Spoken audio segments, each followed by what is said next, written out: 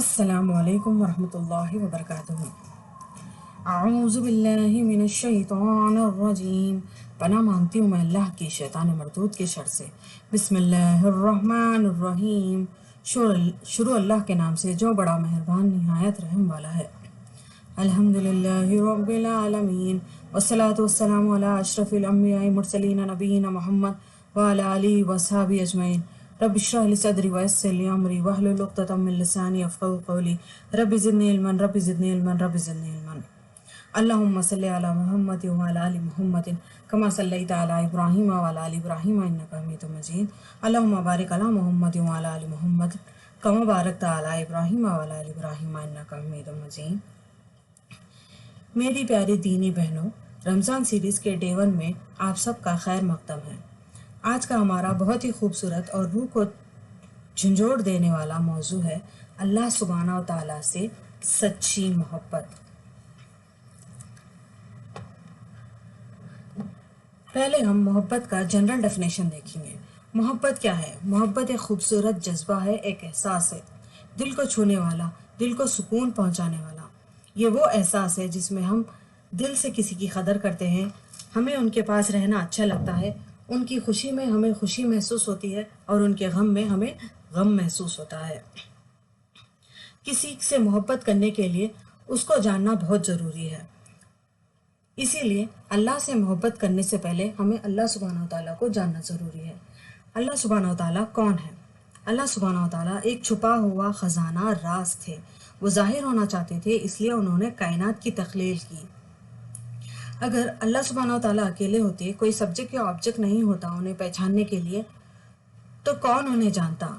اس لیے انہوں نے فرشتے، جن، انس، چرند پرند اور دیگر مخلوقات کی تخلیق کی تاکہ ہم انہیں جانیں، پہچانیں، سمجھیں اور دل سے ان سے محبت کریں اور ان کی حکموں کی اطاعت کریں۔ اللہ سبحانہ وتعالیٰ نے قرآن میں سورہ اخلاص کا نزول کیا ہے اپنی پہچان کو بتاتے ہوئے۔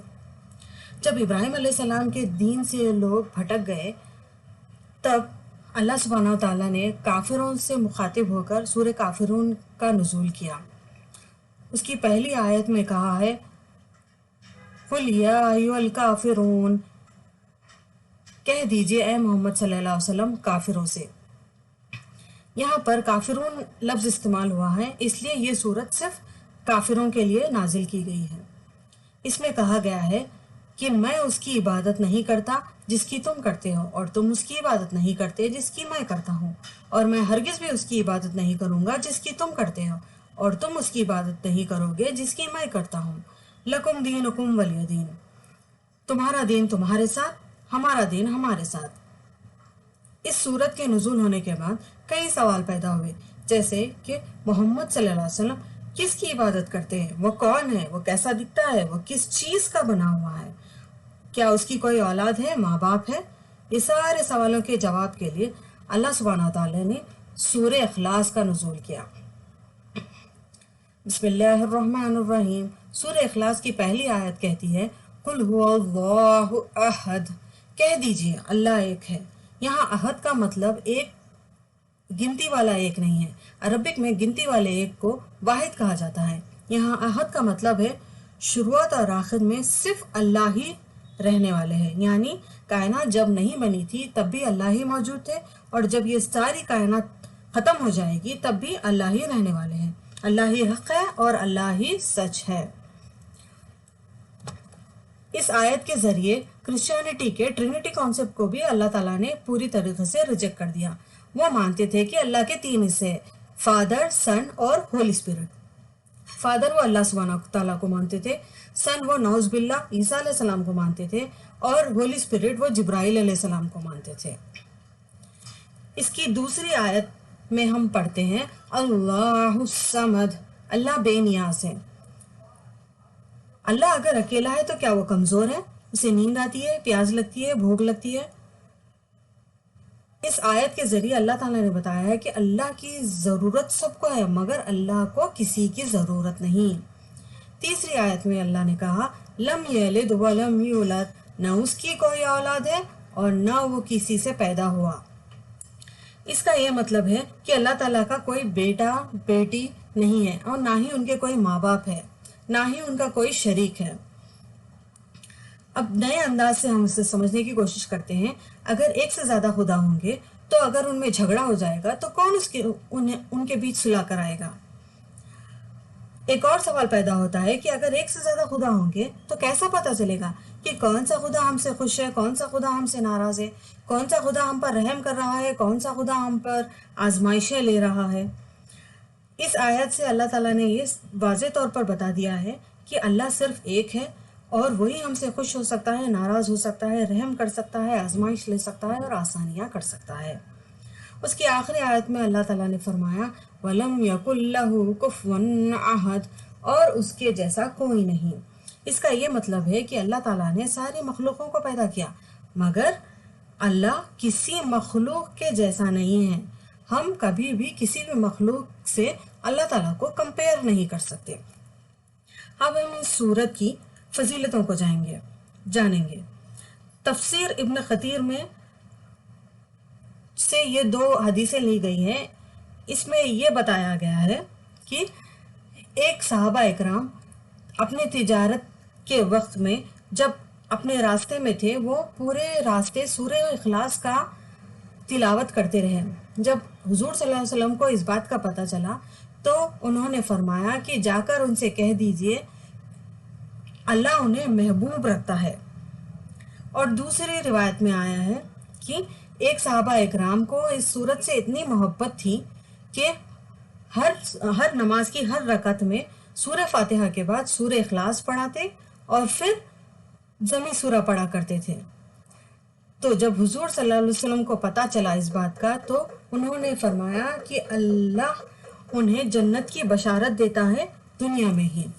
اتنی زیادہ بڑی فضیلت ہے اس سورت کی۔ صحیح بخاری کی حدیث ہے، نبی صلی اللہ علیہ وسلم نے صحابہ اکرام سے پوچھا کہ کیا تم 1/3 قرآن ایک رات میں پڑھ سکتے ہو؟ تو صحابہ اکرام نے فرمایا کہ کس کے پاس اتنا طاقت ہے کہ وہ 1/3 قرآن ایک رات میں پڑھ سکیں؟ تو نبی صلی اللہ علیہ وسلم نے فرمایا کہ سورہ اخلاص 1/3 قرآن کے برابر ہے، کیونکہ اللہ کی وحدانیت ثابت ہوتی ہے سورہ اخلاص میں۔ قرآن کو 3 حصوں میں بانٹا گیا ہے۔ 1/3 حصے میں جنت جہنم کا ذکر ہے، وہ نبیوں کے قصے ہیں اور آخرت کی زندگی کے بارے میں ہے۔ دوسرے 1/3 حصے میں حلال حرام کے بارے میں لکھا گیا ہے، رمضان، روزہ، زکوٰۃ اور زندگی جینے کے ایتھکس کے بارے میں بتایا گیا ہے۔ اور تیسرے حصے میں صرف اللہ تعالیٰ کے بارے میں، ان کی صفاتوں کے بارے میں اور ان کی خوبیوں کے بارے میں بتایا گیا ہے۔ اور یہ ساری چیزیں اس صورت میں کور ہوتی ہیں، اس لیے اسے 1/3 قرآن کا ثواب دیا گیا ہے۔ اللہ تعالیٰ کو جاننے کے لیے ہم 3 طریقوں کا استعمال کر سکتے ہیں۔ پہلا طریقہ ہے اللہ کے مخلوق پر غور و فکر کرنا۔ نبی صلی اللہ علیہ وسلم غار حرا میں یا تنہائی میں یا کھلے میدانوں میں اللہ کی قدرت پر غور و فکر کیا کرتے تھے۔ وہ آسمان، زندگی اور خدا کے نظام کے بارے میں سوچا کرتے تھے۔ آج کے دور میں ہماری زندگی موبائل پر شروع ہو کر موبائل پر ختم ہو رہی ہے۔ ہم اس بات سے پریشان ہیں کہ ہمارے پاس کیا نہیں ہے اور لوگوں کے پاس کیا ہے۔ اس سے ہمارے دل ناشکر بن رہے ہیں اور سخت ہو رہے ہیں۔ اللہ سے اور ان کی رحمتوں سے ہم دور ہو رہے ہیں۔ یہ بہت ہی بدقسمتی کی بات ہے۔ دوسرا طریقہ ہے اللہ کے مخلوق سے محبت اور اس کی قدر کرنا۔ اللہ تعالیٰ نے صرف ہم کو کمفرٹیبل لائف دینے کے لیے کئی چیزوں کی تخلیق کی، جیسا کہ اس امیج میں آپ دیکھ سکتے ہیں۔ اللہ تعالیٰ نے بارش کا نظام بنایا ہے، دھوپ کی تپش سے پانی بھاپ بن کر اڑتا ہے، بادلوں میں تبدیل ہوتا ہے اور پھر بارش بن کر ہم پر برستا ہے۔ ہم اسے پینے کے لیے، دھونے کے لیے استعمال کرتے ہیں اور کھیتی میں اناج اگانے کے لیے بھی استعمال کرتے ہیں۔ اور ایک امیج میں دیکھیے، اللہ تعالیٰ نے تاروں کو ہمارے رہنمائی کے لیے بتایا ہے، گائیڈنس کے لیے بتایا ہے۔ سمندروں میں، ریگستانوں میں، جنگلوں میں ہمیں روڈز نہیں ہوتے، ہمیں راستے کا پتہ نہیں چلتا۔ ان تاروں کے ذریعے ہی ہم اپنے منزلوں کو تلاشتے ہیں۔ اگلے امیج میں دیکھیے، اللہ تعالیٰ نے تہ بتہ زمین کو بنائی ہے اور اس پر پہاڑ رکھے ہیں تاکہ وہ ہلے نہیں، اس لیے کہ ہم آسانی سے اس پر چل سکیں، عمارتیں بنا سکیں اور ان میں رہ سکیں۔ دوسرے امیج میں دیکھیے، اللہ تعالیٰ نے سورج، چاند اور زمین کو ایک پرٹیکولر آربٹ میں بنایا ہے اور اسی میں گھما رہے ہیں۔ فرض کریے اگر ہماری زمین سورج کے کچھ نزدیک ہوتی، اس آربٹ میں نہیں ہوتی جہاں پر اللہ نے رکھا ہے، تو ہم سب جل کر راکھ ہو جاتے، اور اگر وہ کچھ دور ہوتی سورج سے تو ہم سب ٹھنڈ سے مر جاتے۔ صرف ہمیں سکون دینے کے لیے اور حفاظت سے رکھنے کے لیے اللہ تعالیٰ نے ہمارے لیے کئی چیزوں کی تخلیق کی۔ تو ہم یہ کیسے کہہ سکتے ہیں کہ اللہ ہمارے لیے کچھ نہیں کر رہا ہے، ہمیں بھول گیا ہے؟ اللہ کی رحمتوں کے سائے میں ہی ہم زندہ ہیں۔ کسی کو بھی اگر آپ پسند کرنا چاہتے ہیں تو آپ کیا کرتے ہیں؟ آپ اس کے کیریکٹر کو جاننے کی کوشش کرتے ہیں، اس کے کوالٹیز جاننے کی کوشش کرتے ہیں۔ ویسے ہی اسماء و صفات کو جاننے سے اللہ تعالیٰ کو ہم پوری طریقے سے اچھے سے سمجھ پائیں گے۔ ہم سب سے پہلا نام لیں گے اللہ کا۔ اللہ یہ پہلا اور بنیادی نام ہے۔ لفظ اللہ عربک روٹ ورڈ سے آتا ہے الالہ، وہ جس کی عبادت کی جائے یا وہ جو عبادت کے لائق ہے۔ اللہ کو ہم اللہ ہی کیوں پکارتے ہیں؟ عربک میں اور بھی تو کئی نام ہیں، جیسے رب، الہی، خالق، مالک۔ ایک آسان سے اگزامپل سے سمجھانے کی کوشش کروں گی۔ جیسا ہم گولڈ خریدنے جاتے ہیں دکان میں، ہم اسے سکے کی شکل میں خرید سکتے ہیں، برک کی شکل میں خرید سکتے ہیں، نیکلیس، چوڑیاں، بالیاں، آرنامنٹس کی شکل میں بھی خرید سکتے ہیں۔ مگر جب ہم اس کی قیمت لگانے جاتے ہیں تو ہم اسے گولڈ ہی کنسیڈر کرتے ہیں اور اسے تولے یا گرامز میں ہی ہم تول کر اس کی قیمت لگاتے ہیں۔ ویسے ہی اللہ کے نام، سارے صفاتی نام صرف اللہ کے نام میں ہی آ جاتے ہیں۔ اگر سمجھیے اللہ کو ہم صفاتی نام سے پکاریں گے، جیسے کہ خالق، خالق کا مطلب ہے پیدا کرنے والا، تو یہ ممکن ہو سکتا ہے کہ ہم فتنے میں پڑ سکتے ہیں۔ خالق یعنی پیدا کرنے کے لیے ہم اللہ کی عبادت کرتے ہوئے دوسرے چیزوں کے لیے جیسا حفاظت، رزق، رحمت، ان سب کے لیے ہم کسی اور کو بھی اپنا معبود بنا سکتے ہیں، اور یہ بڑا شرک ہو جائے گا، ہم بھٹک سکتے ہیں اپنے راہ سے۔ اس لیے اللہ تعالیٰ نے ہمیں اللہ کہہ کر ہی پکارنے پر زور دیا ہے۔ اور دوسرا ریزن یہ ہے کہ اللہ تعالیٰ کے نام کے ساتھ چھیڑ چھاڑ نہیں ہو سکتی، اسے بگاڑا نہیں جا سکتا۔ جیسے کہ ہم گاڈ کو گاڈز بنا سکتے ہیں، ایک خدا یا ایک سے زیادہ خدا، یا گاڈ کو گاڈسز بنا سکتے ہیں، یا جیسے ہم کہتے ہیں نا دیوی دیوتا، تو ہم اللہ کے نام کو کسی بھی حالت میں بگاڑ نہیں سکتے۔ اب ایک آسان طریقے سے ہم اللہ کی قدرت کو سمجھنے کی کوشش کریں گے۔ اللہ تین طریقے سے اپنے کام کرتے ہیں، ایک اسباب کے ساتھ، ایک اسباب کے بغیر، اور ایک بنا اسباب کے خلاف۔ ہم پہلا اگزامپل دیکھیں گے اسباب کے ساتھ۔ اللہ تعالیٰ ظاہری طور پہ اسبابوں کو دکھاتے ہوئے کام کرتے ہیں، جیسے کہ بارش ہو رہی ہے، زمین میں فصل اگتی ہے، محنت سے ہمیں روزی کماتے ہیں، ہم دوا لے کر ہم شفا ملتی ہے۔ یہاں پر بارش، محنت اور دوا یہ اسباب ہے، اس کے ذریعے اللہ تعالیٰ نے اپنے کام کو انجام دیا۔ بنا اسباب کے بھی اللہ سبحانہ و تعالیٰ کام کر سکتے ہیں۔ جیسے کہ جب بھی مریم علیہ السلام کے پاس زکریا علیہ السلام محراب میں آتے تو پوچھتے کہ یہ کھانا کہاں سے آیا ہے، تو مریم علیہ السلام کہتی کہ بے شک اللہ تعالیٰ کی طرف سے ہے، اور اللہ جسے چاہے بے حساب رزق عطا فرماتا ہے۔ اور اگزامپل بھی دے سکتے ہیں بنا اسباب والے، جیسے آدم علیہ السلام کو بنا ماں باپ کے پیدا کیا، اور عیسیٰ علیہ السلام کو بنا باپ کے پیدا کر دیا۔ اور ہم اب دیکھیں گے اسباب کے خلاف۔ آگ کا کام ہے کہ وہ جلاتی ہے، وہ اللہ کے حکم کے بغیر نہیں جلا سکتی۔ جیسے کہ ابراہیم علیہ السلام کا واقعہ، جب ابراہیم علیہ السلام کو ہاتھ پیر باندھ کر آگ میں ڈال دیا گیا تو آگ ان کے ہاتھ اور پیر کی رسی کے علاوہ ان کے جسم کے ایک بال کو تک نہ جلا سکی، کیونکہ اللہ تعالیٰ نے آگ کو حکم دیا تھا کہ اے آگ ٹھنڈی اور سلامتی والی ہو جا ابراہیم علیہ السلام پر۔ تو آگ بھی بنا اللہ تعالیٰ کی اجازت کے کچھ نہیں کرتی۔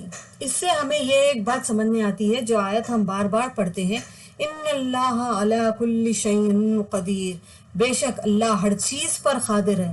اللہ جو چاہتا ہے، جیسا چاہتا ہے وہ کر لیتا ہے، اسے کسی چیز پر ڈیپینڈ ہونے کی ضرورت نہیں ہے۔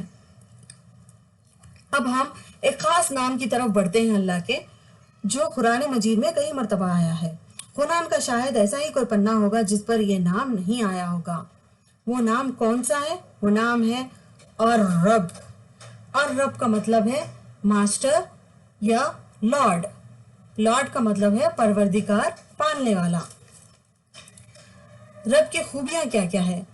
وہ خالق ہے، پیدا کرتا ہے، مالک ہے، بادشاہ ہے آسمانوں زمینوں کا، رازق ہے جو مخلوق کو رزق عطا فرماتا ہے، مدبر ہے، کنٹرولر اینڈ پلانر ہے۔ کب کس کو کس چیز کی ضرورت ہے اور کتنی مقدار میں عطا فرمانی ہے، یہ سب پلاننگ صرف اللہ تعالیٰ کرتے ہیں، کیونکہ انسان ایسی مخلوق ہے کہ اگر اسے کچھ زیادہ بھی مل جائے تو بھی ناشکرا ہو جاتا ہے، اور کچھ کم بھی مل جائے تو بھی ناشکرا ہو جاتا ہے۔ وہ پرورش کرتا ہے، وہ ہمارے جسمانی ہی نہیں بلکہ روحانی جذباتوں کی بھی پرورش کرتا ہے۔ اب ہم دوسرے میننگ کی طرف دیکھیں گے، ماسٹر۔ اللہ تعالیٰ کو اگر ہم ماسٹر کہیں گے تو ہم کیا ہو جائیں گے؟ سلیو۔ ہم بندے سلیو ہو جائیں گے۔ لیکن ہمیں سلیو کہلانا اچھا نہیں لگتا، کیونکہ مغربی ملک والوں نے سلیو کا ایک رانگ ڈیفینیشن ہمارے دماغوں میں ڈال رکھا ہے۔ سلیو کا ہم مطلب مانتے ہیں کہ جس کے ہاتھ پیر بندھے ہوتے ہیں، جس کو مارا پیٹا جاتا ہے، جس سے اپنے زبردستی سے کام لیے جاتے ہیں۔ لیکن اللہ تعالیٰ اپنے آپ کو ماسٹر اس لیے کہہ رہے ہیں کہ پیدا ہونے سے لے کے مرنے تک ساری چیزوں کا خیال اللہ تعالیٰ رکھتے ہیں۔ رب یعنی پالنے والا، اور ہمارا صرف اتنا ہی کام ہے کہ ہم اپنے رب کو پہچانیں، اس کے دل سے محبت کریں اور اس کے حکم کی اطاعت کریں۔ اور کون ایسا غلام ہوگا جو ایسے رب کی اطاعت اپنی خوشی، اپنی مرضی سے نہیں کرنا چاہے گا؟ اللہ تعالیٰ کوئی زور زبردستی نہیں کر رہے ہیں ہمیں غلامی کرنے کے لیے، بلکہ ہم اللہ تعالیٰ کی رحمتوں سے متاثر ہو کر خود سے غلامی کے لیے ایکسپٹ کر رہے ہیں۔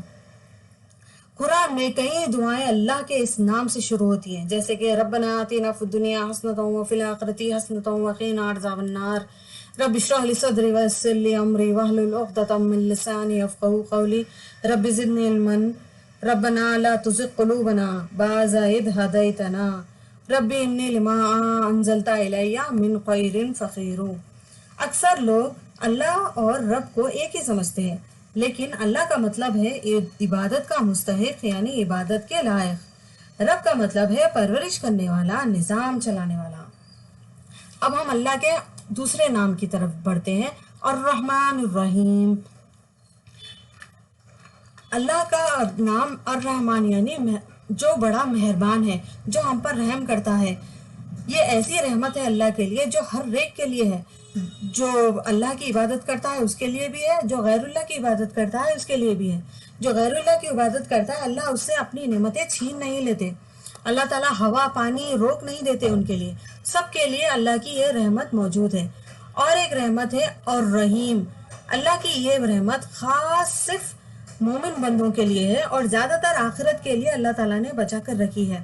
جب ہم گناہ کرتے ہیں تو فوری اللہ تعالیٰ ہمیں سزا نہیں دیتے، جب ہم جھوٹ بولتے ہیں، چغلی کرتے ہیں تو ہماری زبان نہیں جلا دیتے، بلکہ ہمیں موقع دیتے ہیں، اور گناہ کرتے ہی ہمیں اللہ تعالیٰ اپنی رحمتوں سے محروم بھی نہیں کرتے، اللہ تعالیٰ پھر بھی مسلسل ہم پر رحم کرتے جاتے ہیں۔ اب ہم دوسرے نام کی طرف بڑھیں گے اللہ تعالیٰ کے، جو ہے یا حیو یا قیوم۔ یہ نام ہماری خاص امپورٹنٹ آیت میں آیا ہے، جو ہماری آیت الکرسی کہی جاتی ہے، اللہ لا الہ الا هو الحی القیوم۔ اس کا یا حیو کا مطلب ہے جو ہمیشہ زندہ رہنے والا ہے، جو بنا ابتدا ہے، جو بنا انتہا ہے، یعنی اللہ تعالیٰ کی کوئی شروعات نہیں ہے اور نہ ہی کوئی خاتمہ ہے۔ لا تأخذه سنة ولا نوم، یہاں سنہ کا مطلب ہے نیند کی جھپکی۔ اللہ تعالیٰ کو پلک جھپکنے کی دیر بھی آرام کی ضرورت نہیں ہے، تھکن نہیں ہوتی، نیند کی ضرورت نہیں ہے۔ اللہ تعالیٰ ہمیشہ 24/7 ہمارے لیے اویلیبل ہے۔ اور دوسرا نام ہے یا قیوم، اس کا مطلب ہے جو ہر چیز کا نظام چلاتا ہے، جو ہر چیز کنٹرول کرتا ہے، زندگی اور موت دیتا ہے، رزق ہے، ہدایت دیتا ہے، آزمائش لیتا ہے، آسانیاں کرتا ہے۔ اب ہم اللہ کے ایک اور نام کی طرف بڑھتے ہیں، جو ہے الحافظ۔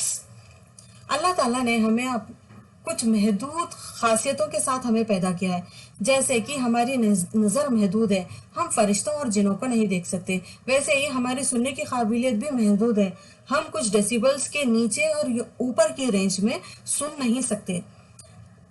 اللہ تعالیٰ نے ایسی ایسی مخلوق پیدا کی ہے جو بہت خطرناک ہے، اور سب کو ایک دوسرے سے حفاظت میں رکھنے کے لیے اللہ تعالیٰ نے ایک بیریئر، ایک پردے کو بھی بنایا ہے۔ اگر ایک سیکنڈ کے لیے بھی اللہ تعالیٰ وہ پردہ ہٹا دے تو دوسری مخلوق ہم انسانوں کو چیر پھاڑ کر رکھ دیں گی۔ اس لیے اللہ تعالیٰ کو الحافظ کہا جاتا ہے، سب سے بڑا محافظ۔ اللہ تعالیٰ کی طرف لوٹ آنے میں ایک گہرا راز ہے جو اکثر لوگ نہیں جانتے۔ اس سے اللہ اپنے نام اور صفاتوں کا تعارف کراتا ہے۔ جیسے کہ اگر ہم کوئی گناہ کرتے ہیں اور اللہ تعالیٰ ہمیں ڈھانپ لیتے، ہمیں ایکسپوز نہیں کرتے، تو ہمیں کون سا نام یاد آتا ہے؟ الستار۔ الستار وہ جو رسوا نہیں کرتا اور گناہ کو ڈھانپ لیتا ہے۔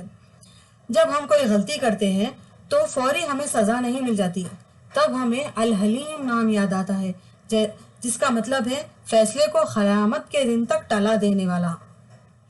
جب ہم کوئی گناہ کرتے ہیں تو کیا اللہ تعالیٰ کی رہنمائی کے بغیر ہم واپس آ سکتے ہیں ان کے پاس؟ نہیں، بالکل بھی نہیں۔ تم گناہ کرتے ہو، پھسلتے ہو اور اللہ کی طرف لوٹ آتے ہو۔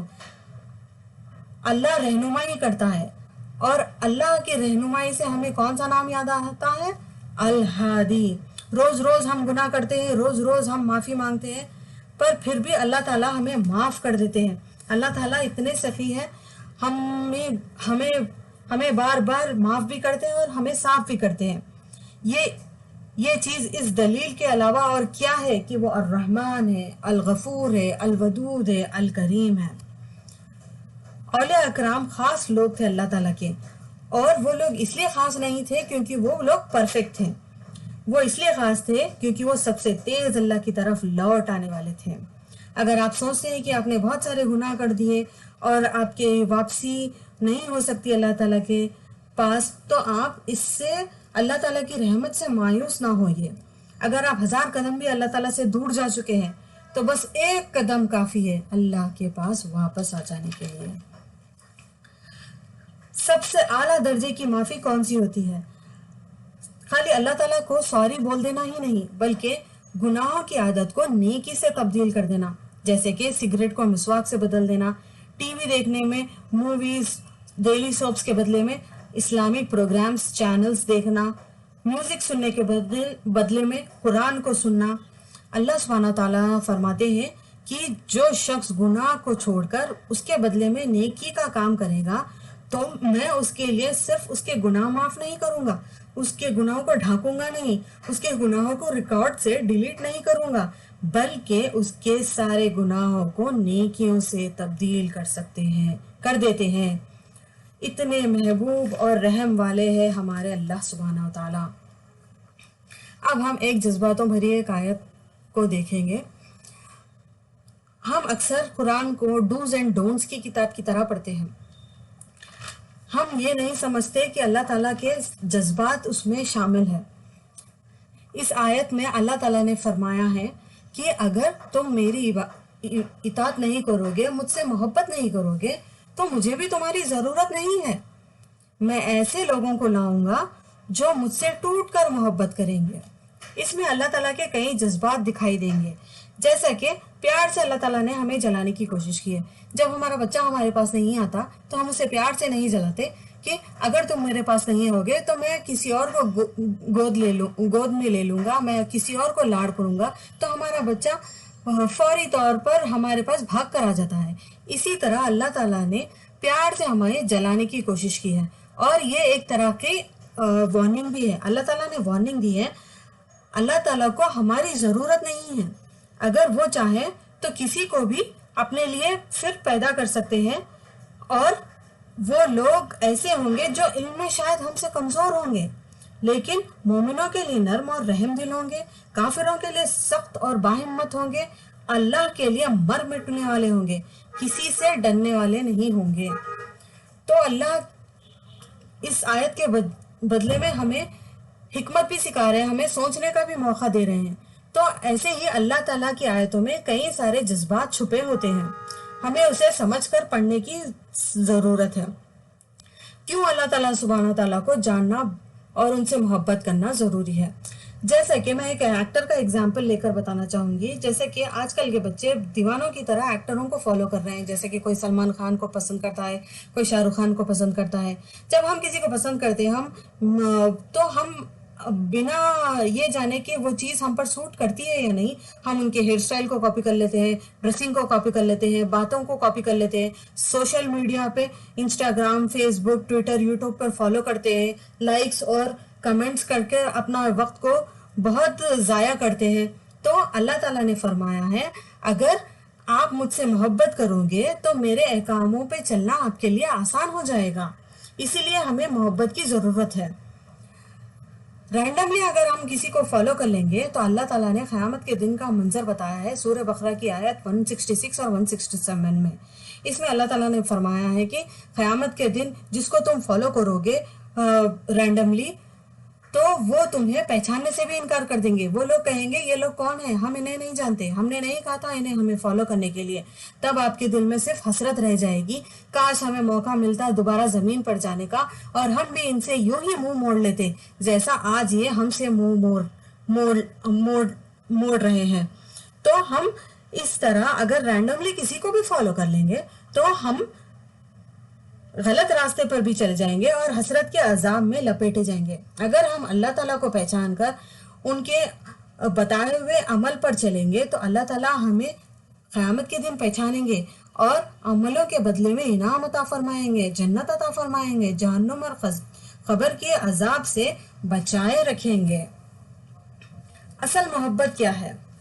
असल मोहब्बत सिर्फ अल्लाह ताला की है, बाकी सारी मोहब्बतें सिर्फ लिमिटेड टाइम पीरियड के लिए होती हैं। आजकल औलाद माँ बाप से इसलिए मोहब्बत करते हैं क्योंकि वो उनकी गर्ज पूरी करते हैं, जैसे कि उन्हें खिलाते पिलाते हैं, शेल्टर प्रोवाइड करते हैं, कपड़े बनाते हैं, उनकी ख्वाहिशों को पूरी करते हैं। और माँ बाप अपनी औलाद से इसलिए मोहब्बत करते हैं क्योंकि वो मजबूर है और जिम्मेदारी है उन पर। वो मजबूर इसलिए है कि आज अगर हम उनसे मोहब्बत ना करें तो कल वो हमारा बुढ़ापे का सहारा नहीं बनेंगे, और जिम्मेदारी माशरे के दबाव की वजह से आती है। आजकल की हमारी मोहब्बतों में खुलूस ख़त्म हो गया है। इसका ये हरगिज़ भी मतलब नहीं है कि हम मोहब्बत ही नहीं करेंगे, बल्कि हम मोहब्बत का सही तरीक़ा जानकर उसे हम वैसे तरीक़े से मोहब्बत करनी चाहिए। जैसे कि मैं एक एग्जांपल देना चाहूँगी। हमारे हाथ में 2 मोबाइल फ़ोन्स हैं। मैं एक फ़ोन से दूसरे मोबाइल फ़ोन को कनेक्ट करना चाहती हूँ, कॉल करना चाहती हूँ, तो क्या वो डायरेक्ट कनेक्ट हो जाएगा? नहीं। एक फ़ोन से जब हम डायल करेंगे तो वो सिग्नल टावर पे जाएगा और टावर से दूसरा फ़ोन कनेक्ट होगा। तो वैसे ही हमें अल्लाह के लिए मोहब्बत करनी चाहिए। अगर हम माँ बाप से, रिश्तेदार से, दोस्त अहबाब से मोहब्बत करते हैं तो वो अल्लाह की गरज के लिए हमें मोहब्बत होनी चाहिए। सुनन अबू दाऊद की हदीस नंबर 4681 में अल्लाह ताला ने फरमाया है कि जिस शख्स ने अल्लाह के लिए मोहब्बत करी, अल्लाह के लिए दुश्मनी ली, अल्लाह के लिए दिया और अल्लाह के लिए रोका, उसने अपने ईमान को मुकम्मल कर लिया। अब हम इस आयत को सहाबा इकराम के एग्जाम्पल से समझेंगे। अगर हम मोहब्बत में दीवानों की तरह आगे बढ़ जाएंगे तो हम अपना ही नुकसान कर बैठेंगे। इसलिए मोहब्बत का तरीका भी हम अल्लाह के बताए हुए रास्ते से मालूम करेंगे और सहाबा इकराम के एग्जाम्पल से समझेंगे। पहला एग्जाम्पल हम भाईचारगी देखेंगे। सहाबा इकराम में मोहब्बत का पहला बुनियादी उसूल है कि भरोसा करना। माँ बाप से हम इतनी मोहब्बत क्यों करते हैं? क्योंकि हम जानते हैं कि वो अपना नुकसान कर लेंगे मगर हमारा नुकसान कभी होने नहीं देंगे। वैसे ही एक सहाबा दूसरे सहाबा से पूरे एतमाद से भरोसा करते थे क्योंकि वो एक दूसरे से अल्लाह के लिए मोहब्बत करते थे। जो अल्लाह के लिए मोहब्बत करेगा वो धोखा नहीं देगा, फरेब नहीं करेगा, नुकसान नहीं करेगा। अगर कोई एक दूसरे को नुकसान करेगा तो वो अल्लाह को नाराज करेगा, और कौन अल्लाह को नाराज करना चाहता है? कोई नहीं। इसलिए सहाबा इकराम में बहुत सारी भाईचारगी थी। ये भी मोहब्बत का तरीका था। दूसरा एग्जाम्पल मैं अली रज़ियल्लाहु ताला अन्हु का लेना चाहूँगी।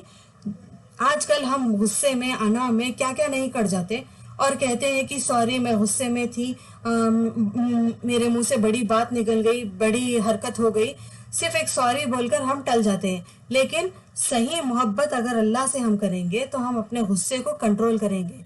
ہم سیکھیں گے علی رضی اللہ تعالیٰ عنہ نے اپنے غصے کو کس طرح کنٹرول کیا۔ جب علی رضی اللہ تعالیٰ عنہ نے جنگ کے میدان میں کافر کو قتل ہی کرنے والے تھے تو کافر نے جب وہ مرنے والا تھا تو اس نے علی رضی اللہ تعالیٰ عنہ کے منہ پر تھوک دیا۔ جب علی رضی اللہ تعالیٰ عنہ کے منہ پر تھوک دیا تو وہ غصے میں آ گئے اور انہوں نے فوری اس کافر کو وہاں سے چھوڑ دیا اور چلے گئے۔ جب کافر نے ان کا پیچھا کیا اور پوچھا کہ کیوں چھوڑ دیا مجھے، مارنے والے تھے نا، مارا کیوں نہیں؟ تو علی رضی اللہ تعالیٰ عنہ نے فرمایا کہ میں تم سے دشمنی صرف اللہ کے غرض سے کر رہا تھا، لیکن جب تم نے میرے منہ پر تھوک دیا تو یہ پرسنل ہو گیا، مجھے غصہ آ گیا، اس لیے کیونکہ میں اپنے پرسنل ریزنز کی وجہ سے کسی سے دشمنی بھی نہیں کرنا چاہ رہا، نہ ہی محبت کرنا چاہ رہا ہوں، اسی لیے میں نے تمہیں چھوڑ دیا۔ اتنے ہائی ویلیوز اسلام کے دیکھ کر تبھی اس کافر نے اسلام قبول کر لیا۔ ایک اور ایگزامپل دینا چاہوں گی میرج پروپوزل کا۔ ایک صحابہ یہ قصہ کسی حدیث میں موجود نہیں ہے لیکن اسے کتاب و اخلاص سے نقل کیا گیا ہے۔ ایک صحابہ اکرام دوسرے صحابہ اکرام سے اپنا رشتہ بھجاتے ہیں ایک لڑکی کے لیے، لیکن لڑکی کے والد صاحب کو جو صحابہ اکرام رشتہ لے کر آتے ہیں ان کے اخلاق بہت پسند آتے ہیں اور انہوں فوری طور پر ان سے ان کی شادی بھی کروا دیتے ہیں۔ جب وہ اس صحابہ اکرام کے پاس جاتے ہیں جنہوں نے رشتہ بھجایا تھا تو وہ خوشی خوشی اسے قبول کرتے ہیں، کیونکہ ایک صحابہ دوسرے صحابہ کو اللہ کے گھر سے محبت کرتے تھے، وہ حسد نہیں کرتے، وہ حق کے دعوے نہیں کرتے، دوستی ختم نہیں کر لیتے، دشمنی نہیں کر لیتے۔ یہ اتنا پیچیدہ معاملہ ہے کہ آدم علیہ السلام کی اولادوں نے لڑکی کے لیے حسد کی وجہ سے قتل کر دیا تھا، پہلا قتل قابل نے حابل کو مار دیا تھا۔ تو اللہ تعالیٰ کی محبت کی غرض کی وجہ سے یہ صحابہ اکرام ایک دوسرے سے اللہ کے لیے فیصلے کو قبول فرما لیے۔ ایک اور حدیث بتانا چاہوں گی ابو بکر رضی اللہ تعالیٰ عنہ کی، جنہوں نے اپنی ساری دولت اللہ کی راہ میں قربان کر دی۔ محمد صلی اللہ علیہ وسلم کی امت کا فتنہ ہے کہ وہ دولت کے نشے میں ڈوب جاتے ہیں، تو یہاں پر ابو بکر رضی اللہ تعالیٰ عنہ کے قصے سے ہمیں یہ سمجھنے آتا ہے کہ اللہ سے زیادہ ہمیں اپنی دولت مال سے بھی محبت نہیں کرنی چاہیے۔ انہوں نے یہ بالکل بھی نہیں سوچا کہ اگر میں ساری دولت اللہ کی راہ میں لگا دوں گا تو میرا گزارا کیسا ہوگا، میرے بچوں کا گزارا کیسا ہوگا۔ یہ سب سوچے بغیر ہی اللہ تعالیٰ کی محبت میں انہوں نے اپنی ساری دولت کو قربان کر دیا۔ کیسے اللہ تعالیٰ کے ہم قریب آ سکتے ہیں؟ اللہ تعالیٰ کے قریب آنے کے لیے ہمیں 3 جہادوں کی ضرورت ہے۔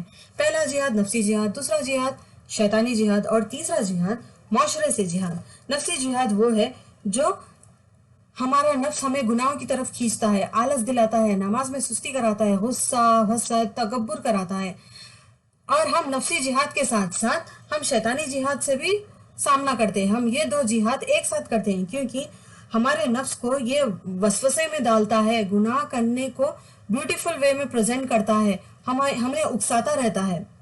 اور تیسرا جہاد ہے معاشری جہاد۔ معاشرہ بہت پاورفل ہوتا ہے۔ معاشرہ غلط رسومات کو فالو کرنے پر مجبور کرتا ہے، جیسے کہ شادی کے رسومات ہے، ہلدی، مہندی، سانچک، منجا، جمعہ کی، اور مرنے کے بعد بھی کئی رسومات ہیں جیسے کہ دہم، چہلم، برسی وغیرہ۔ گناہوں کو پیچیدگی سے ہمیں اپنانے کے لیے بے حیائی کو فیشن کا نام دے دیا جاتا ہے، غلط رسومات کو کلچر کا نام دے دیا جاتا ہے، غفلت میں ڈال کر رکھتا ہے معاشرہ۔ ابھی اس کی کیا ضرورت ہے، اتنا تو چلتا ہے اسلام میں۔ اللہ بڑا معاف کرنے والا غفور الرحیم ہے۔ اللہ سبحانہ و تعالیٰ نے فرمایا ہے اگر بگڑے ہوئے معاشرے سے آپ کو جنگ کرنی پڑے تو بھی آپ پیچھے مت ہٹیے۔ جو کمزور ہوگا ایمان میں، جو اللہ سے سچی محبت نہیں کرے گا، وہ بھیڑ چال چلے گا۔ بھیڑ چال چلنے کا مطلب ہے کہ معاشرے کے ساتھ ہو جائے گا۔ اللہ تعالیٰ سے سچی محبت کرتے ہیں تو یقیناً ہم اللہ کی راہ پر ثابت قدم رہنے کے لیے معاشرے سے بھی جنگ کرنے سے پیچھے نہیں ہٹیں گے۔ اگلی حدیث ہے حدیث قدسی، تقرب الہی۔ تقرب الہی کا مطلب ہے اللہ کے قریب ہونا۔ اللہ تعالیٰ نے فرمایا ہے اس حدیث میں کہ میرا بندہ مجھ تک جب تک قریب نہیں ہو سکتا جب تک کہ وہ کام کر لے جو میں نے اس پر فرض کیا ہے۔ فرض کیا ہے اللہ تعالیٰ نے؟ نماز فرض کیا ہے، روزہ فرض کیا ہے، حج کیا ہے، زکوٰۃ کیا ہے۔ یہ سارے کام کر کر ہم اللہ سے قریب ہو سکتے ہیں۔ اگر ہم اللہ سے اور قریب ہونا چاہتے ہیں تو ہمیں نوافلوں کا بھی احترام کرنا چاہیے۔ سنت نوافلیں، نماز پڑھنی چاہیے، نوافل روزے رکھنے چاہیے، صدقہ، ذکر، تہجد، یہ سب کو کرنا چاہیے۔ اور اس کے بدلے میں اللہ تعالیٰ ہمیں کیا دے رہے ہیں؟ اللہ تعالیٰ نے فرمایا ہے جو نوافلوں کا احترام کر کے میرے اور قریب آ جائے گا، میں اس کی آنکھ بن جاؤں گا، ہاتھ بن جاؤں گا، پیر بن جاؤں گا، کان بن جاؤں گا۔ یعنی ان اعضاء کو اللہ تعالیٰ کی توفیق مل جائے گی۔ ان اعضاء سے ہم کبھی گناہ میں نہیں پڑیں گے۔ اگر ہم فلم دیکھنا چاہ رہے ہیں تو بھی ہماری نظر پھر جائے گی، ہم میوزک سننا چاہ رہے ہیں تو ہمارے کان اسے چڑھنے لگیں گے، ہمارے ہاتھ اور پیر اگر کوئی گناہ کے راستے پر جا رہے ہیں تو وہ بھی وہاں سے پھر جائیں گے۔ اللہ کی توفیق ان اعضاء کو مل جانا بہت بڑی نعمت ہے۔ سب سے بڑی نعمت صرف توفیق ہے۔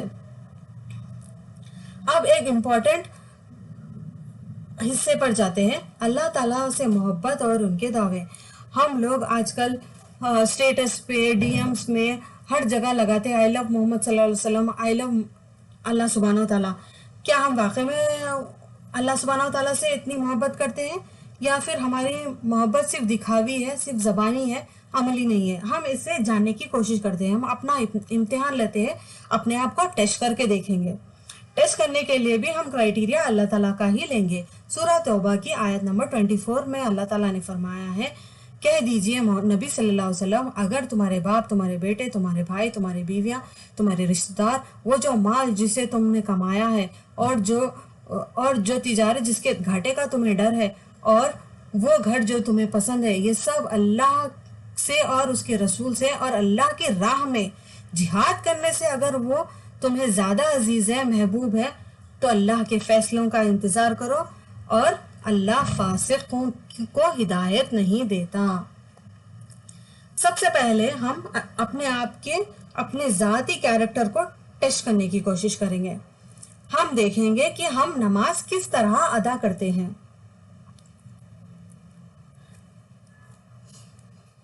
قبر میں سب سے پہلا حساب ہونے والا ہے نماز کا۔ کیا ہماری نماز ہماری پریورٹی ہے؟ جیسا ہمارے حساب میں اللہ تعالیٰ نے نماز کو پریورٹی میں رکھا ہے۔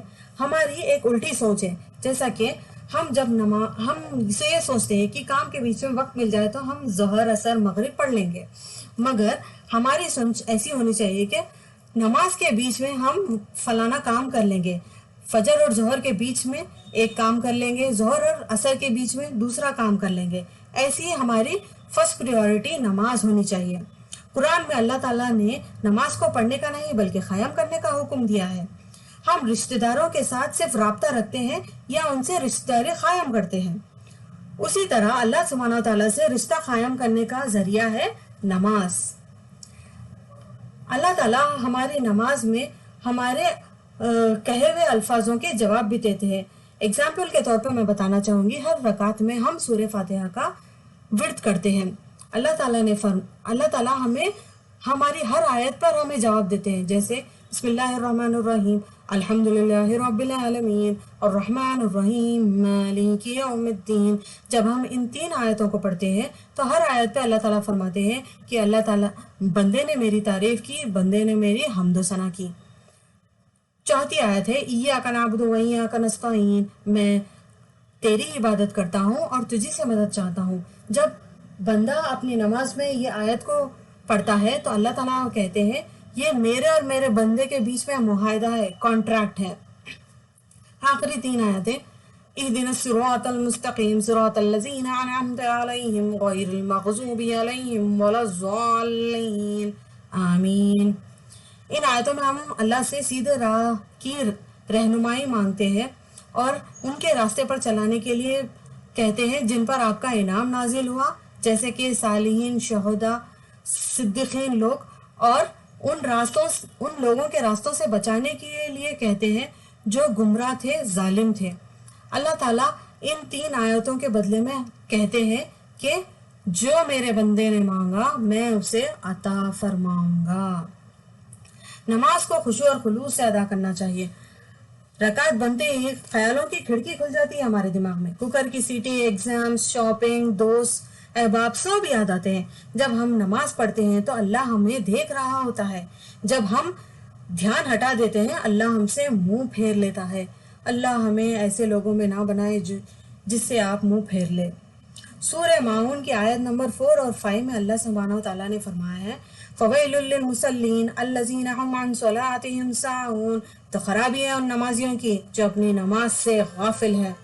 اللہ سبحانہ و تعالیٰ وارننگ دے رہے ہیں کہ ہمیں خشوع اور خلوص کے ساتھ نماز کو ادا کرنی چاہیے۔ مظفر وارثی کا ایک شعر بیان کرنا چاہوں گی۔ مسجد تو بنا دی شب بہار میں ایمان کی حرارت والوں نے، مسجد تو بنا دی شب بہار میں ایمان کی حرارت والوں نے، من اپنا پرانا پاپی ہے برسوں میں نمازی نہ بن سکا۔ خشوع اور خلوص سے نماز ادا کرنے کے لیے کچھ ٹپس میں شیئر کرنا چاہوں گی۔ کچھ باتوں کو ہمیں دھیان میں رکھ کر نماز کو ادا کرنے سے ہماری نمازوں میں خشوع اور خلوص آتا ہے۔ ہمیں پہلے تو نماز کو فرسٹ پریورٹی بنانی چاہیے اور وقت پر نماز ادا کرنی چاہیے، ٹلا کر نماز ادا نہیں کرنی چاہیے۔ ہم اگر اذان کے ساتھ ہی نماز کے لیے اٹھ جائیں گے تو شیطان ہمیں بھٹکا نہیں پائے گا۔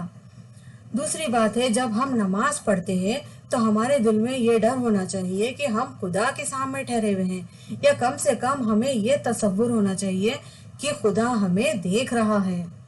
جسم سجدہ کرنے سے پہلے دل کا سجدہ ضروری ہے۔ تلاوت کو سمجھ کر دھیمی آواز میں پڑھنا چاہیے۔ ہم دھیمی آواز میں اگر پڑھیں گے تو ہمارے دماغ میں جو باتیں گھومتی ہیں نا، اس کے بدلے میں ہماری آواز گونجے گی اور ہم نماز میں بھٹکنے سے بچیں گے۔ سارے ارکانوں کو اچھی طریقے سے سمجھ کر انجام دینا چاہیے۔ آج کل ہم ارکانوں کو جاننے کا یہ مطلب سمجھتے ہیں کہ رکعت میں ہاتھ سینے پہ رکھنا چاہیے یا ناف کے اوپر رکھنا چاہیے، بلکہ ہمارا آئیڈیالوجی یہ ہونی چاہیے کہ ہم نماز کی روح کو پہچانے۔ نبی صلی اللہ علیہ وسلم کتنے لمبی رکعتیں کرتے تھے، کتنے لمبے سجدے کرتے تھے، کتنے لمبے رکوع کرتے تھے، یہ ہمیں جاننا چاہیے۔ اور آخری ٹپ یہ دینا چاہوں گی کہ ہر دعا کے بعد اگلے نماز کو بلانے کے لیے آپ دعا کریے اور خشوع اور خلوص سے ادا کرنے کے لیے بھی دعا کریے۔ آپ اگلی نماز سے ہی دیکھیں گے کہ آپ کی نماز میں کافی فرق محسوس کریں گے۔ اگر ہم اللہ سے سچی محبت کرتے ہیں تو نماز کو بوجھ یا ذمہ داری نہیں بلکہ نماز سے لطف اٹھانے والے بندے بنیں گے۔ اگلی چیز ہے ذکر کرنا۔ ذکر کسے کہتے ہیں؟ دعا کرنے کو بھی ذکر کہتے ہیں، صبح شام کے اذکار پڑھنے کو بھی ذکر کہتے ہیں، قرآن پڑھنے کو افضل ذکر کہا جاتا ہے۔ ذکر قلبی، دل سے ادا کرنے والا ذکر، اور ہمارے ہر نیکی کے کاموں کو بھی ذکر کہتے ہیں۔ ہمیں اپنی زبانوں کو ذکر سے بزی رکھنا چاہیے۔ ایک سیکنڈ کے لیے بھی ہمیں اپنا ٹائم ویسٹ نہیں کرنا چاہیے۔ اللہ تعالیٰ فرماتے ہیں تم مجھے یاد کرو میں تمہیں یاد کروں گا۔ اگر تم مجھے محفلوں میں یاد کرو گے تو میں تمہیں بہتر محفلوں میں یاد کروں گا۔ یعنی ہمارا ذکر اللہ سبحانہ و تعالیٰ فرشتوں کے سامنے کریں گے۔ ذکر کا ایک رول ہے جو اکثر لوگ نہیں جانتے۔ اللہ کی یاد دل میں ہونی چاہیے اور کم از کم ہونٹ ہلنے چاہیے۔ اگر اللہ کی یاد دل میں نہیں ہوگی تو ذکر پڑھنے کی نیکیاں آپ کو ضرور ملے گی، مگر افسوس رحمتوں سے محروم ہو جائیں گے۔ اللہ ہماری حفاظت فرمائے۔ اللہ سے کسی بھی وقت بات کرنی چاہیے۔ ذکر اسے بھی ذکر کہا جاتا ہے۔ سوئی کے دھاگے سے لے کر چپل کی پٹی بنانے کے لیے بھی اللہ سے مانگنی چاہیے۔ اللہ کو اپنا خاص دوست بنا لیجئے۔ ہر چیز شیئر کریے اللہ سے، خوشی، غم، پریشانی سب کچھ شیئر کریے۔ آپ صاف نیت سے اللہ کے پاس اپنی عرضی رکھ کر تو دیکھیے، انشاءاللہ تعالی اللہ کے پاس سے ضرور آپ کو جواب آئے گا۔ لوگوں کے سامنے دکھڑے سنانے کے بدلے میں اللہ سے اپنی بات کریں۔ اب ہم اگلی چیز کو دیکھیں گے، اپنے قرآن پڑھنے کے طریقے کو۔ ہر روز کچھ نہ کچھ حصہ ہمیں غور و فکر سے قرآن کو سمجھ کر پڑھنے میں لگانا چاہیے۔ ہمارے گھروں میں قرآن کو پڑھے جانے کو پنج سورے کو پڑھنے کہتے ہیں۔ ہم ریگولرلی وہ پنسورہ پڑھتے ہیں، روز پڑھتے ہیں، لیکن ریپیٹیڈ وہی سورہ پڑھنے کی کوشش کرتے ہیں، لیکن قرآن کی کس آیت میں کون سی شفا ہے ہم نہیں جانتے. اس لیے ہمیں تھوڑا تھوڑا ہی صحیح روز قرآن پوری طریقے سے مکمل طور پر پڑھنے کی کوشش کرنی چاہیے. ہمارے آج کے معاشرے میں کئی ساری بیماریاں ہیں، جیسے اینگزائٹی، غصہ، ڈپریشن. یہ ساری بیماریاں ہماری قرآن کی تلاوت سے روز تھوڑا حصہ لگانے میں دور ہو سکتی ہیں. اللہ سبحانہ وتعالیٰ نے قرآن کو ہدایت اور ہمارے ہر مسئلے کے حل کے طور پر نازل کیا ہے. اللہ سبحانہ وتعالیٰ قرآن کے ذریعے ہم سے بات کر رہے ہیں. اکثر ہم اسے حلال حرام کی کتاب، ڈوز اینڈ ڈونٹس کی کتاب کی طرح پڑھتے ہیں. جب ہم کسی سے بات کرتے ہیں تو کیا ہمارے جذبات نہیں ہوتے اس میں؟ ہم کیا روبوٹوں کی طرح بات کرتے ہیں؟ اللہ سبحانہ وتعالیٰ جب قرآن کے ذریعے ہم سے بات کر رہے ہیں تو کیا ان کے جذبات نہیں ہوں گے؟ ہم کیا اللہ تعالیٰ کی جذباتوں بھری آیتیں، جیسے کہ اس میں ہماری اصلاح کی آیتیں، گناہوں سے بچنے کی آیتیں، گناہ پر سزا ملنے کی آیتیں، نیکی کی آیتیں، نیکی پر انعام ملنے کی آیتیں، اللہ کی ہم سے محبت والی آیتیں نہیں دیکھتے؟ ہم دل کے دروازوں کو کھول کر اللہ کی کتاب کو سمجھ کر اس پر عمل کرنے والا بننا چاہیے. اگر ہم اللہ سبحانہ تعالیٰ سے سچی محبت کرتے ہیں تو ہم قرآن کا صحیح حق ادا کرنے والے بنیں گے. اب ہم اصلاح کو دیکھیں گے، ہم اپنے کیریکٹر کو دیکھیں گے. آج کل سوسائٹی میں مسلمانوں کو کیا مانا جاتا ہے؟ جھوٹا، فریبی کہتے ہیں، کیونکہ آج کل سب لوگ دین علم تو رکھتے ہیں لیکن دوسروں کے کیریکٹر میں، کردار میں زیادہ دلچسپی ہے، نہ کہ اپنے کردار میں. کوئی بھی اپنے کردار پہ غور نہیں کرتا، اس لیے اصلاح کرنے کی کوشش نہیں کرتا. اللہ تعالیٰ نے فرمایا ہے وہ اس شخص کو پسند نہیں کرتے بالکل بھی جو گالیاں دیتا ہے اور کوستا رہتا ہے. تمہیں اس برائی سے بچنا چاہیے. بدقسمتی سے آج ہمارے معاشرے میں کافی لوگ ایسے پائے جاتے ہیں جو ایسے حرکتیں کرتے ہیں، جو جھوٹ بولتے ہیں، دھوکہ دیتے ہیں، گالیاں دیتے ہیں، بددعائیں دیتے ہیں، کوستے رہتے ہیں چھوٹی چھوٹی سی باتوں پہ، جہنم میں جلائے جانے کے دعوے کرتے ہیں، آخرت میں حساب لینے کے دھمکیاں دیتے ہیں. آخرت کا دن کا ہمارا ہی ٹھکانہ ہمیں پتہ نہیں ہے. ہم ہی لوگوں سے چھپتے پھرتے ہیں کہ کوئی ہمیں پہچان نہ لے، کوئی ہمارے نیکیاں نہ لے جائے، اور ہم ایسے دعوے کرتے ہیں جیسے کہ ہماری جنت کی بکنگ یہیں دنیا میں ہو گئی اور صرف دوسروں سے آخرت میں حساب لینا ہی باقی رہ گیا ہے ہمارا. ہمیں کبھی بھی چغلی نہیں کرنی چاہیے. شیطان نے خوبصورتی سے اسے ہمارے دماغوں میں ڈال دیا ہے. اس نے رحم دلی سے ڈالا ہے، جیسے کہ ہم تو اپنے دکھڑے رو رہے ہیں، ہمارے دل کو ہلکا کر رہے ہیں. اللہ تعالیٰ نے اس برائی کو بہت ہی سیریس نوٹ پہ بتایا ہے کہ چغلی کرنا مرے ہوئے بھائی کے گوشت کھانے کے برابر ہے. اس کی سزا ہمیں ملے گی اس گناہ کے عوض میں. ہم اور جس کو سناتے ہیں وہ ہمارے ساتھ انصاف نہیں کر سکتے، نہ ہی ہمارے پرابلم کو سولوشن دے سکتے ہیں. جس کو آپ سناتے ہیں وہ کم سے کم آپ کے پرابلم کو سولوشن تو دے سکنا، اسے چغلی نہیں کہتے. چغلی دو ٹائپ کی ہوتی ہے، ایک جو آپ اپنے پرابلم کو سالو کرنے کے لیے یوز کرتے ہیں، ایک وہ جو اپنے دکھڑے رونے کے لیے، دل کو ہلکا کرنے کے لیے استعمال کرتے ہیں، جو کہ غلط ہے، جو شیطانی ٹریپ میں ہے، جو میکزیمم آج کل لوگ پھنسے ہوئے ہیں. سننے والے کو زیادہ گناہ ہے چغلی کرنے والے سے. اگر کوئی سننے نہ چاہے چغلی تو اسے پھتڑ دل کہہ کر اس پر الزام لگایا جاتا ہے، اسے لوگوں میں شرمندہ کیا جاتا ہے اور اسے مجبور کر دیتے ہیں کہ گناہ میں وہ بھی شامل ہو جائے. ہمیں کینہ حسد نہیں کرنا چاہیے، وہ نیکیوں کو دیمک کی طرح کھا جاتا ہے. جب بھی ہم کسی چیز کو دیکھیں جو ہمیں پسند ہے اور وہ ہمارے پاس موجود نہیں ہے کسی اور کے پاس، تو ہمیں بارک اللہ کہنے کا حکم دیا ہے اللہ تعالیٰ نے. اور ہم یہ دعا کر سکتے ہیں کہ اللہ تعالیٰ جو آپ نے انہیں عطا فرمایا ہے مجھے بھی عطا فرمائے. اگر وہ آپ کے لیے اچھا ہوگا تو یقیناً آپ کو اللہ تعالیٰ دیں گے، نہیں تو کم سے کم آپ کا دل سکون میں آ جائے گا اور حسد میں آپ جلیں گے نہیں. اور ہمیں جھوٹ نہیں بولنا چاہیے. آج کل بزنس کرنے کے لیے، کسی بھی چیز کے لیے جھوٹ بولا جا رہا ہے. مسلمان یہ سمجھتا ہے آج کا کہ جھوٹ کے بغیر زندگی نہیں چل سکتی.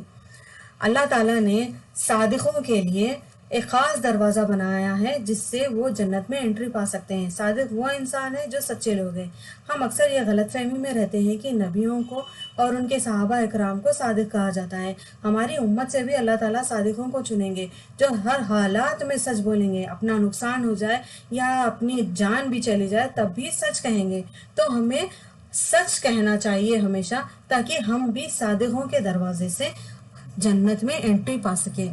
اللہ کی محبت کے لیے برائیوں کو چھوڑ دینا چاہیے، اچھے اخلاق بنانے چاہیے، نرم بات کرنی چاہیے، اپنے کردار کو درست کرنا چاہیے۔ غیر مسلمان قرآن نہیں پڑھتا لیکن وہ مسلمان کو پڑھتا ہے۔ اگر ہم ان کے سامنے ایک برا اگزامپل بن کر رہیں گے تو ہم اللہ کو ان سے دور کرنے والوں میں شامل ہو جائیں گے، بلکہ ہمیں یہ کرنا چاہیے کہ ہمیں اپنے اخلاق کو اچھا درست کر کے انہیں اللہ کے قریب لانے والے بندے بننا چاہیے۔ اللہ اولاد سے محبت صرف اللہ کے لیے، اولاد کی اچھی تربیت دینا، ان کے ہر سارے ارکان ادا کرنا، وہ بھی اللہ اور رسول صلی اللہ علیہ وسلم کے بتائے ہوئے راستے پر، یہ ہر ماں باپ کی ذمہ داری ہے۔ علماء اکرام نے اولادوں کی تربیت کے لیے 3 مرحلے بتائے ہیں۔ پہلے مرحلے میں 0 to 7 ایئرز تک محبت اور قربت سے رہیے آپ اپنے بچوں کے ساتھ کھیلیے، محبت کریے، انہیں گلے لگائیے، بات سنیے ان کو سمجھنے کی کوشش کریے۔ دوسرے مرحلے میں انہیں آداب سکھائیے۔ یہ وہ مرحلہ ہے جو چیز آپ یہ عمر میں سکھائیں گے وہ تاعمر ان کے ساتھ رہیں گے۔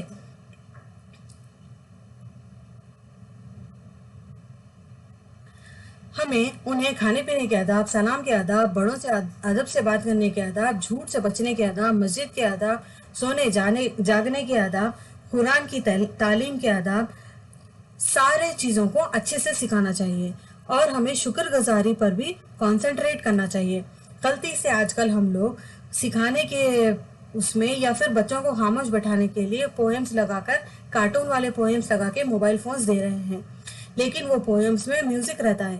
وہ میوزک کی وجہ سے بچوں کے دل سخت ہو رہے ہیں اور وہ ناشکر بنتے جا رہے ہیں۔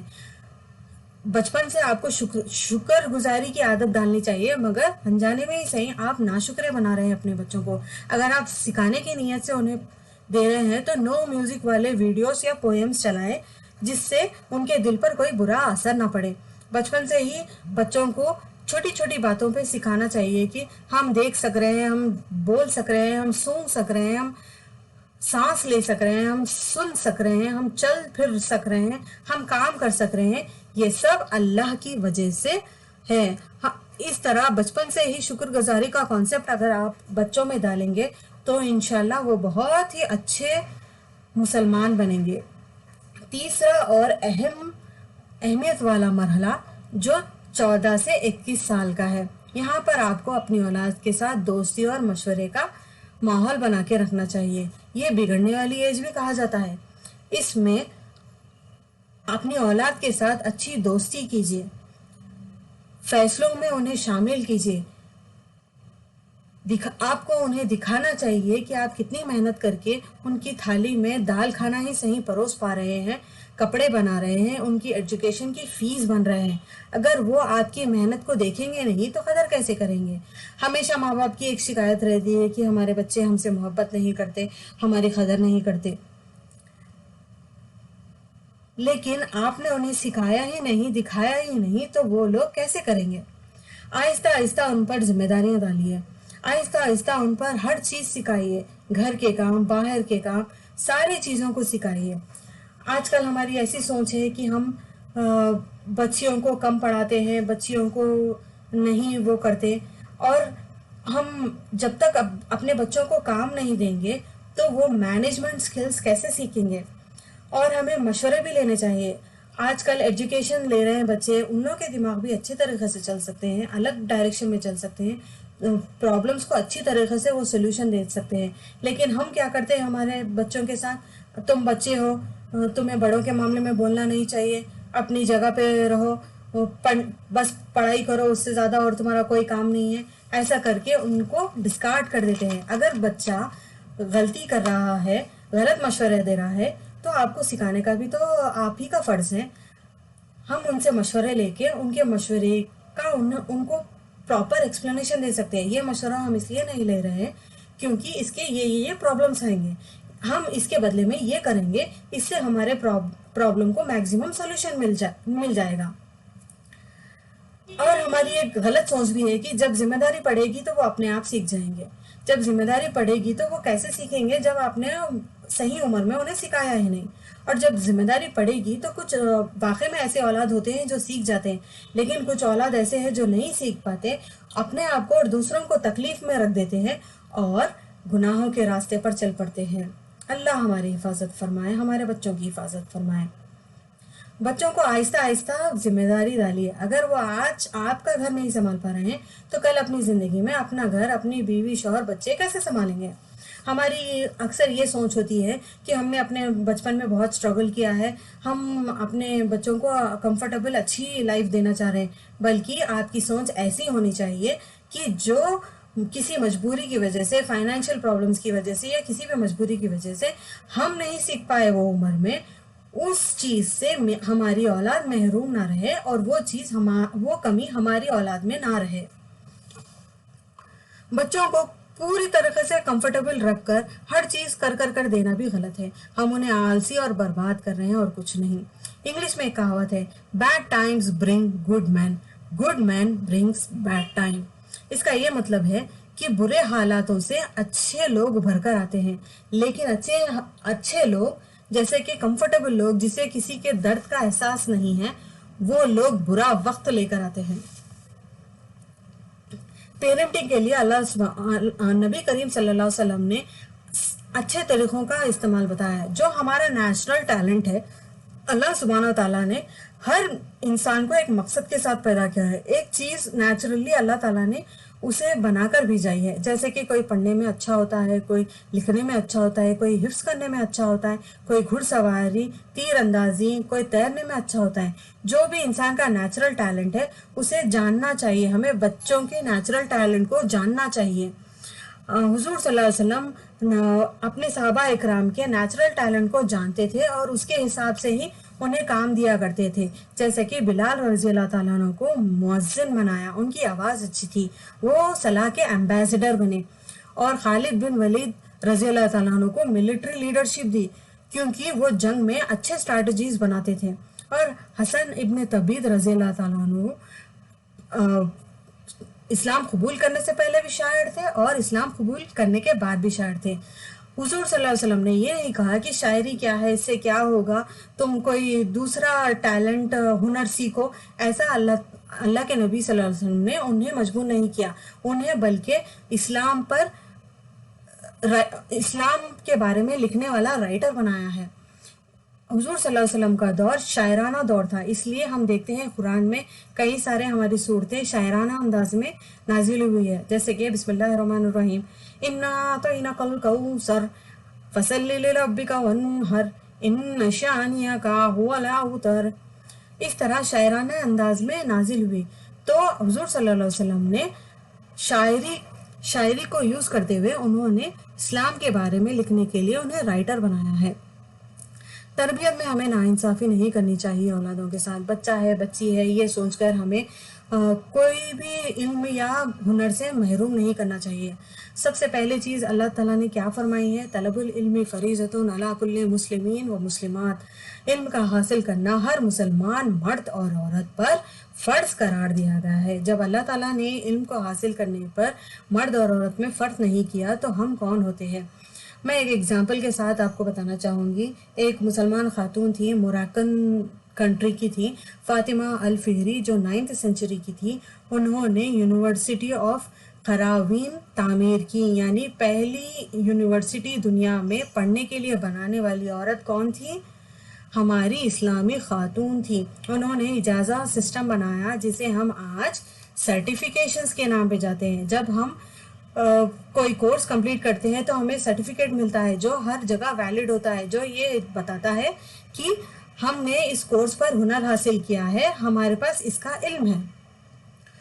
तो सोचिए, अगर औरतों को सही तरीके के अपॉर्चुनिटीज नहीं मिलते تو کیا وہ یہ کر پاتی ہیں؟ اور ہم اکثر یہ سوچتے ہیں کہ ہر چیز انگریزوں نے ہی کیا ہے، کافی چیزیں ہماری مسلمان عورتوں نے بھی کیا ہے، اور یہ اتنا بڑا صدقہ جاریہ بن گیا ہے ان کے خود کے لیے کہ آج کل اکیڈمک، پروفیشنل، اسلامک ہر ٹائپ کی یونیورسٹی میں یونیورسٹی بھی تعمیر کی جا رہی ہے، اور ان کا اجازت سسٹم یعنی سرٹیفیکیشن سسٹم بھی یوز کیا جا رہا ہے۔ اگر ہم یہ سوچ کر اپنی سوچ کو محدود کر دیں کہ بچی ہے، سسرال جائے گی، گھر سنبھالے گی، بچوں کو پالے گی، تو ان کے ماں باپ کے لیے وہ صدقہ جاریہ کیسے بن جاتی ہے؟ ہماری کون سی اولاد ہمارے لیے کتنا بڑا صدقہ جاریہ بن جائے گی، یہ ہم نہیں چاہتے۔ اس لیے تربیت میں ناانصافی بالکل مت کریے۔ اور ایک شیطانی ٹریپ کے بارے میں ہم بتانا چاہوں گی۔ آرام کے جھانسے میں پھانس کر عورتوں کو ورغلاتا ہے، پرانی سوچ میں ورغلاتا ہے شیطان۔ یہ کہتا ہے کہ ہم کو اتنا کرنے کی ضرورت کیا ہے، نوکری بھی کریں گے، گھر بھی سنبھالیں گے، اتنا سب کرنے کی ضرورت کیا ہے، ہم گھر میں بیٹھ کے اپنے شوہر اور بچوں کو بھی دیکھ سکتے ہیں۔ اگر ہر عورت اس طرح سوچنے لگی تو اگزامپل کے طور پہ دیکھیے، اگر ہم عورتیں پریگننٹ ہوتے ہیں، ڈیلیوری کے لیے جاتے ہیں، اور ہمیں اسلام میں حجاب کی پابندی کا بھی حکم ہے، اگر ہاسپٹلس میں صرف میل ڈاکٹرز اور میل نرسز رہیں گے، فیمیل نہیں رہیں گے، تو کیا ہم اپنے اسلام پر ثابت قدم رہ پائیں گے؟ تو اپنی سوچ کو محدود مت کریے۔ اللہ تعالیٰ نے اگر آپ کو نوکری کرنے کے لیے بنایا ہے، آپ کو نیچرل ٹیلنٹ دیا ہے، تو آپ کے لیے آسانیاں بھی کریں گے۔ آپ ہاؤس ہیلپ رکھ سکتی ہیں، سارا کام آپ کو کرنے کی ضرورت نہیں ہے۔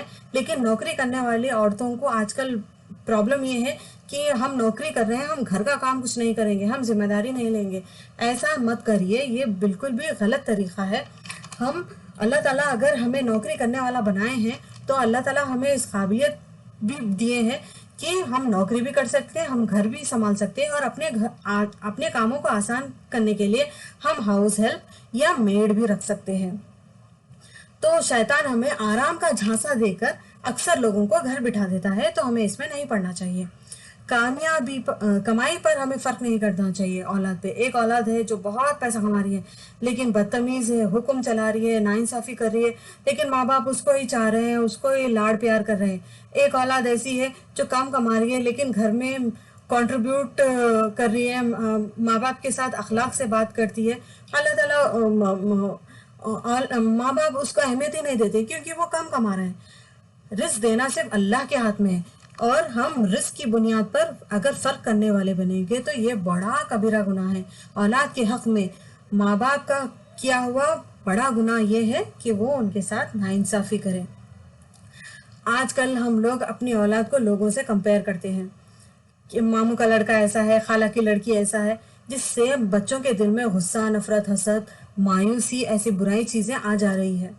مایوسی ہو جاتی ہے کہ ہم کچھ بھی کر لیں، ہمارے ماں باپ کو ہماری چیز پسند ہی نہیں آتی، ہمارا کام پسند ہی نہیں آتا، وہ ان کا کانفیڈنس شیٹر کر جاتا ہے۔ اور یہ ساری برائیوں کو بنا کر ہم تھالی میں پروس کر شیطان کو اپنی اولاد کو دے رہے ہیں، اور وہ اور غصہ، نفرت، حسد کو بڑھا کر ہماری اولاد کو پوری طریقے سے برباد کر دیتا ہے۔ رول ماڈل کا اگزامپل جیسے نبی کریم صلی اللہ علیہ وسلم یا پھر صحابہ اکرام کا اگزامپل دے کر ہمیں اپنی اولاد کو سمجھانا چاہیے۔ یہ طریقہ ایسا نہیں ہے بیٹے، نبی صلی اللہ علیہ وسلم ایسا کیا کرتے تھے، صحابہ اکرام کا طریقہ ایسا ہے۔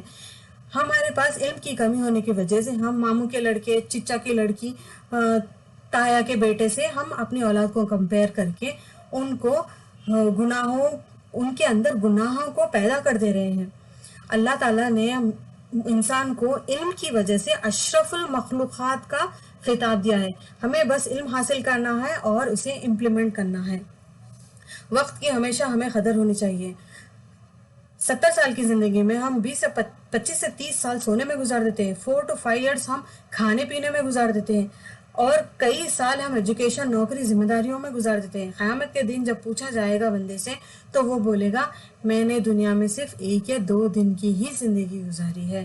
تو ہمیں وقت نہیں گنوانا چاہیے۔ دولت گئی تو پھر کمایا جا سکتا ہے لیکن وقت نہیں آ سکتا۔ اب آپ سوچ رہے ہوں گے کہ اولاد کے پیچھے اتنی ساری محنت ہے، اتنا سادہ کام ہے، تو دوسرے قوموں کی حیاتوں کو اللہ تعالیٰ نے کئی ہزاروں سال رکھا ہے، لیکن ہماری امت کی حیات 70 سے 80 سال ہے۔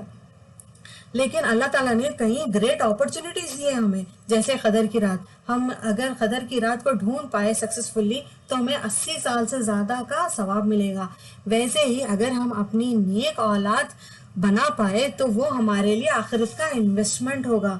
ہمارے مرنے کے بعد بھی ان کے اعمالوں کے ذریعے، ان کی اولادوں کی، ان کی آل کی اعمالوں کے ذریعے ہمارے نیکیوں میں اضافہ ہوتا رہے گا اور ہمارے درجات بلند ہوتے رہیں گے. علم سکھانے میں کبھی بھی کنجوسی مت کریے. اپنی اولاد کو نہیں، جو ملا اس کو سکھا دیجئے، کیونکہ آپ صرف اپنی اولاد سے ہی صدقہ جاریہ کے چین پیدا نہیں کر سکتے بلکہ دوسروں سے بھی کر سکتے ہیں. یہ خاص موقع اللہ تعالیٰ نے ہماری امت کو عطا فرمایا ہے. اب اتنا بڑا موقع اگر اللہ تعالیٰ ہمیں دے رہے ہیں کہ ہمارے مرنے سے لے کے آخری قیامت تک ہماری کوئی صدقہ جاریہ چین باقی رہ گئی تو ہماری نیکیاں دوسرے امتوں کے ہزاروں سالوں کے نیکیوں سے بھی کافی پھر آگے بڑھ جائیں گی. تو کیا ہم اس کے لیے محنت نہیں کریں گے؟ ہم خوشی خوشی اس کے لیے محنت کریں گے. والدین سے محبت اللہ کے لیے کرنی چاہیے. ہمیں ماں باپ کی بہت عزت کرنی چاہیے. اللہ کے لیے ان سے انتہائی محبت کرنی چاہیے. ہمارے ماں باپ بھی جانتے ہیں کہ انہوں نے کتنی مشقتوں سے ہمیں پالا ہے. اپنی صحت کا خیال کرے بغیر، اپنی بیماری دردوں کا خیال کرے بغیر وہ ہمارے لیے کمانے جاتے ہیں، ہمارے لیے پکاتے ہیں، ہمارے میلے کپڑے دھوتے ہیں، ہمارے لیے اپنی خواہشوں کو چھوڑ دیتے ہیں اور ہماری کمفرٹیبلٹی کے لیے اپنے کمفرٹ زون سے باہر آتے ہیں. اللہ سبحانہ و تعالیٰ کی عبادت کے بعد سب سے بڑی نیکی ماں باپ کی خدمت ہے. اللہ سبحانہ و تعالیٰ نے ماں کے قدموں کے نیچے جنت رکھی ہے اور باپ کو جنت کے دروازوں میں سے بیچ کا دروازہ بنایا ہے. ہمیں ہمیشہ ان کے ساتھ عزت اور احترام سے رہنا چاہیے، ان کا خیال رکھنا چاہیے، ان کی فرما برداری کرنی چاہیے، ان کے لیے دعا کرنی چاہیے، ان کے لیے ہمیں ان کے چہیتے رشتہ داروں سے اچھا سلوک کرنا چاہیے. ہمیں ان سے پہلے بیٹھنا نہیں چاہیے، ان کے آگے نہیں چلنا چاہیے، ان سے پہلے کھانا نہیں چاہیے. ان کی غلاموں کی طرح ہمیں خدمت کرنی چاہیے، ان کے ساتھ محبت سے رہنا چاہیے. اللہ سبحانہ و تعالیٰ نے فرمایا ہے کہ والدین کی خوشی میں میری خوشی ہے اور والدین کی ناراضگی میں میری ناراضگی ہے. والدین کی دعا تو تاعمر رہتی ہے. ماں آخرت کی کامیابی ہے اور باپ دنیا کی کامیابی ہے. ہمیں دونوں میں سے کسی کو نہیں چھوڑنا چاہیے. ماں تو ہمیں دعائیں دیتی رہتی ہے مگر باپ کی دعا اتنی عظمت والی ہوتی ہے کہ وہ اولاد کے حق میں کبھی ریجیکٹ نہیں ہوتی. والد سے ہم زیادہ رابطے میں نہیں رہتے کیونکہ وہ گھر پر نہیں ہوتے، ہمارے لیے کمانے جاتے ہیں. ہمارے ایجوکیشن فیس، ہمارے کمفرٹ زون، ہماری خواہشوں کو پورا کرنے کے لیے وہ کمائی کرنے جاتے ہیں. مگر ہمیں ان کی اور ان کی محنت کی قدر کرنی چاہیے.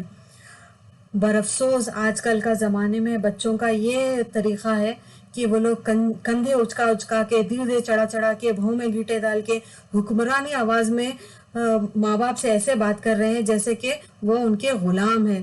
اللہ سے محبت کرنے والا اپنے ماں باپ کے ساتھ عزت اور احترام سے رہے گا.